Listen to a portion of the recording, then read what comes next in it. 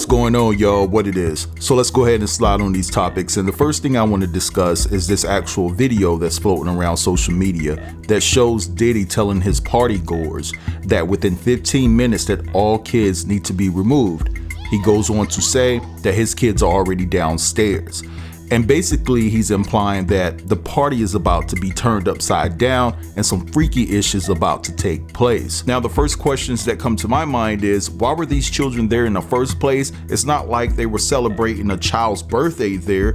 And so you're dealing with adults that's partying and doing all sorts of drugs, and you got kids in the midst of the party. And it wasn't like it was a sleepover for the children. So why were they there? And also, all of these celebrities that were in attendance at this Diddy party have the financial means to hire a nanny to take care of their children for the evening. And so I posed the question, were all of the kids at this Diddy party, were they actually the children of all of the celebrities that were in attendance? Because we know that Hollywood is sick and demented, and they could have been ushered in to serve a different purpose, if you know what I mean. One thing that comes to mind in particular is that maybe some of the kids were human magicked, and I'm paraphrasing there. But at the end of the day, I will say this, it could have been an honest thing where Diddy told the parents of these children that were there, hey, bring your kids to play with my kids and they can just all be kids. How about it's not?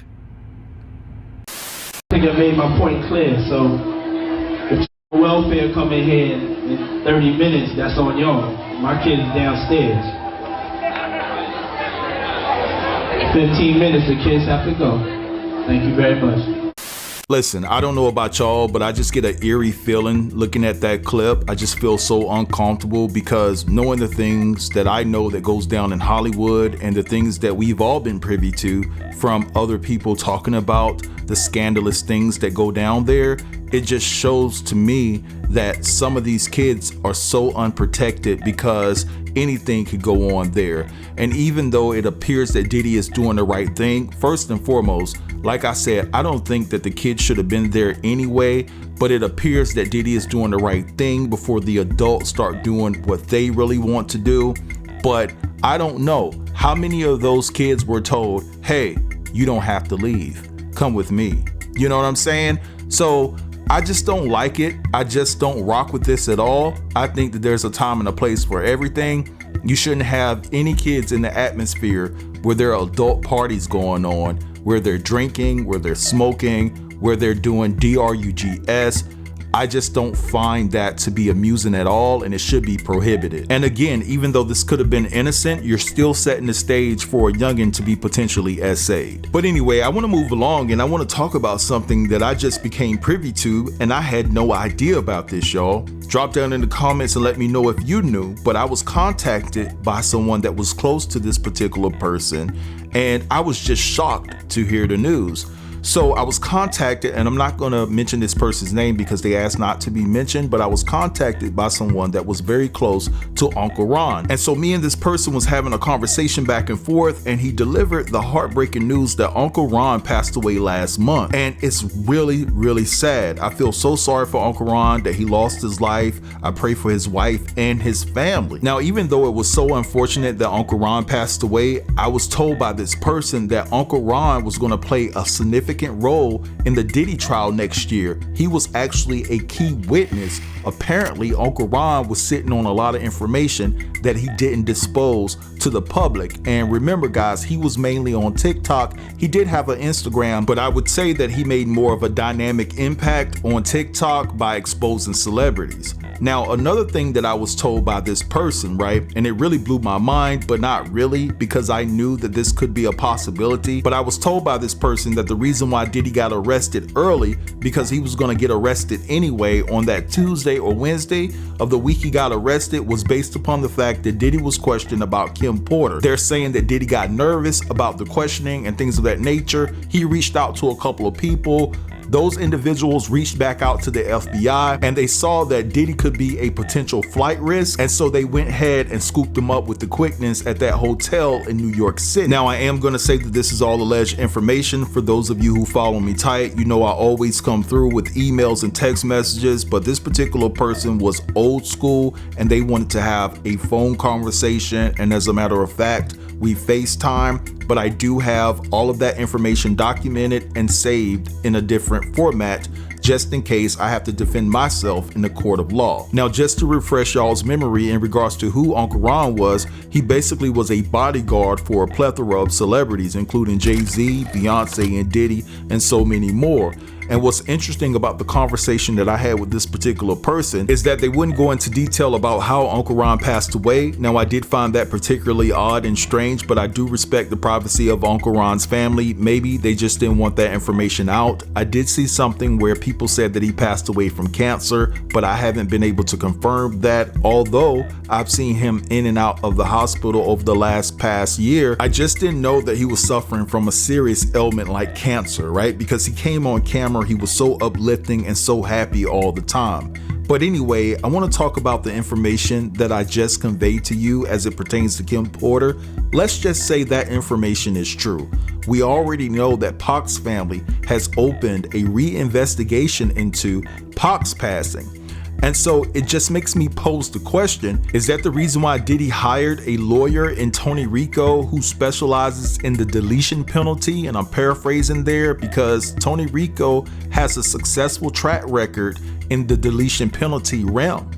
And so it just makes me pose that question, because why would you hire somebody that specializes in the deletion penalty if you haven't done anything egregious to that magnitude where you are potentially responsible for having people deleted on your watch? Now, another thing that I want to share with you guys that was conveyed to me by this particular person is that they're saying that there's another bodyguard, as a matter of fact, a former bodyguard of Diddy's, that's now being investigated. So I know the person's name, but again, I was told not to say anything because it could disrupt the investigation. But listen, it's just a whole lot of things that's coming down the pike.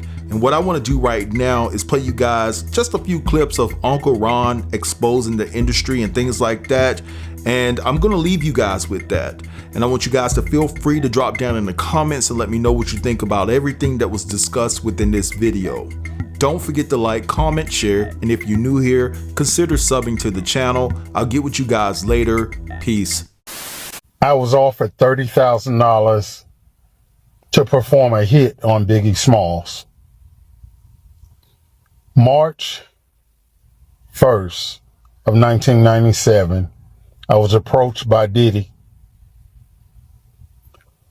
to perform a hit on one of his artists. Finding out that he wanted all the rights to all his catalogs.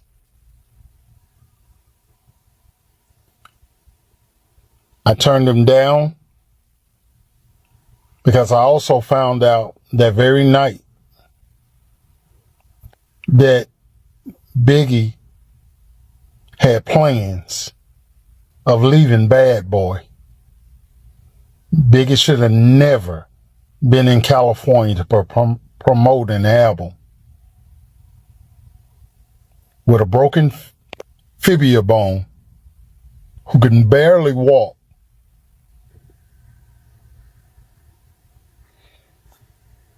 to go to another studio when Diddy has his own studio in New York. Diddy is pure evil. He has a very nasty disposition. He treats everybody like crap. Every single employee he's ever had, he and his mother have looked down on them, belittled them, talked to them like they were the lowest scum on the earth, so he could always have his way. Ahmad, Muhammad, and Suge Knight, or Amir, they took the blame for something that was already getting ready to be in motion.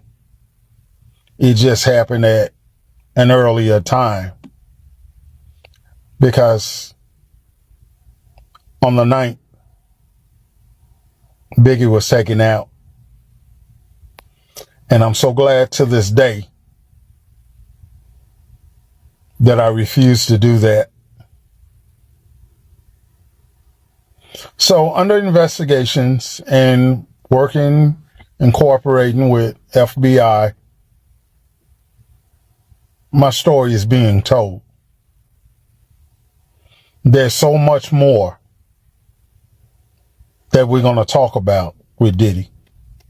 I just got news that a friend and fellow creator, Uncle Ron, has passed away. Uncle Ron was a bodyguard to many people, including Charlie Daniels, and he had a great Charlie Daniels story. Charlie went to play a small venue as a favor for a friend. Uncle Ron had never been to this place. It could only hold about 100 people, and the stage was wrapped with chicken wire. Never having seen something like this, Uncle Ron asked the owner what the chicken wire was all about. The owner said, well, when the crowd really likes a performance, they throw their beer bottles at the stage. Being a bodyguard, this obviously concerned Uncle Ron. So he got on the microphone before the concert started and said, I don't want any bottles thrown at this stage because I don't want Charlie to get hurt. And he told the crowd that if they didn't throw anything for the whole concert, that he would buy everybody around at the end. So Charlie took the stage and played his heart out. He about sawed his fiddle in half and gave the performance of a lifetime. After the show was over, Charlie kind of looked upset. Uncle Ron asked him, what's wrong? Charlie said, man, I must not have been any good. He said, I played my heart out, but they never threw the first beer bottle.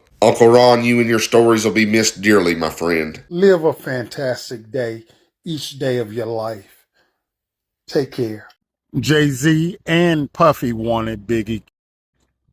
Bottom line, you don't have to believe me, believe the facts.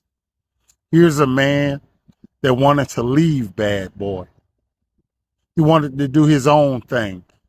He mentioned several times how he was tired of being used and abused, that he was bigger than Bad Boy itself. Somebody, and we ain't gonna call no more names, dangled a bogus contract in front of his face so he wouldn't leave the company. How I know I was there. Another thing, Jay-Z wanted him out of the industry, period, so he could take over and be the biggest hip-hop artist around. And I wonder who's the biggest hip-hop artist today. It's all business, folks. And unfortunately, you as a fan, most of you won't understand. But it was all about the business. And the two billionaires have done what they seeded to do. Yeah, this is Uncle Ron. And a whole bunch of things are getting ready to take place very soon. Y'all didn't believe me then, but you believe me now. Not only that, but they're not the only one that's getting ready to take a fall. There's going to be a couple of other big names stirring up in this pot. And yeah, we've been talking. And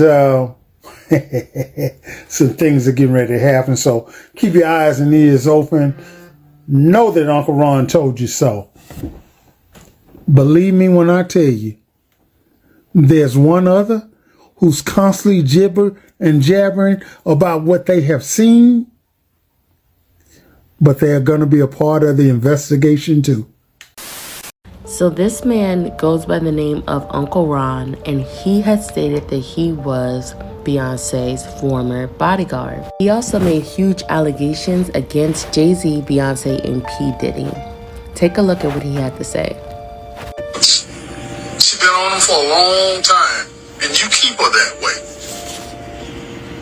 Y'all wish it what you wish it to stay on top. But there's one thing about me, bro. I can't be bought. This is Uncle Ron. Just like I know how you... That Biggie had plans of leaving Bad Boy. Biggie should have never been in California to promote an album with a broken fibula bone, who can barely walk,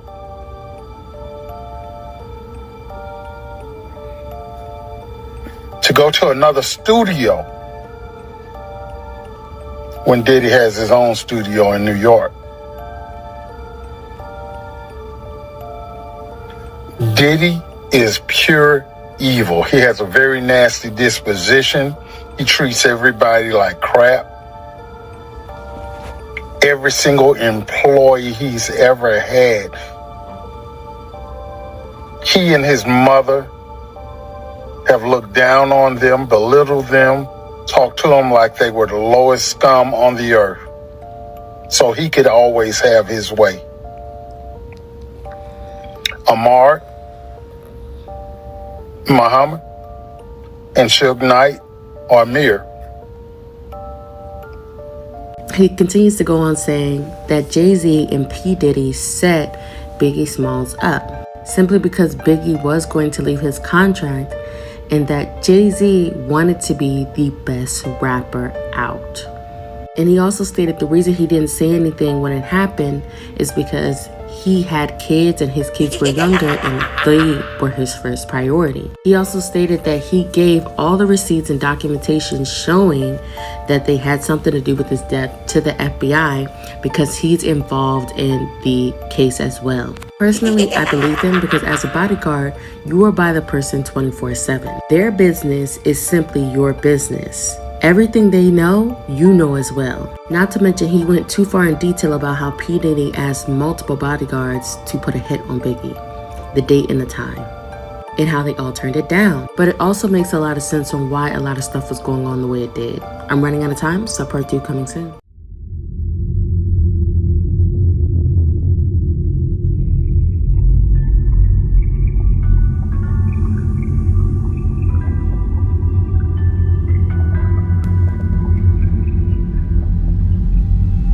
Yeah.